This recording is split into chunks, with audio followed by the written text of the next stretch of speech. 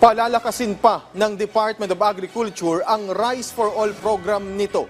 Sa katunayan, ayon kay Agriculture Spokesperson Assistant Secretary Arnel de Mesa, target nilang ibaba ngayong buwan sa 38 pesos hanggang 39 pesos ang presyo ng kada kilo ng well-milled rice nito. Bukod pa dyan, asahan na rin umano ang pag-arangkada ngayong buwan ng sulit rice at nutri-rice na mas mura at mas healthy na opsyon ng bigas ng ating mga kababayan. Itong sulit rice, nagkakahalaga ito ng 35 to 36 pesos kada kilo at ito yung tinatawag natin na 100% broken na bigas. Maganda pa naman yung quality. Ang kaibahan lang talaga nito ay broken itong bigas na to.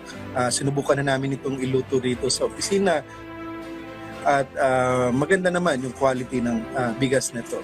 Yung Nutri-Rice naman, ito yung in-between natin ng well-milled at saka ng tinatawag natin na brown rice.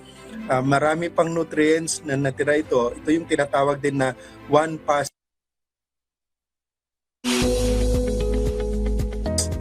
Malaki pa yung itira. Kaya ang tinatawag natin itong Nutri-Rice, marami pa itong fiber at vitamins and minerals. At ititinda naman ito sa halagang 37 to 38 pesos per kilo. Tinaasahan natin ngayong January ay mag-start na yung pagbebenta nitong sulit rice at Nutri-Rice sa mga kadiwa, again, sa mga kadiwa centers, mga piling pamilihan at mga estasyon ng tren.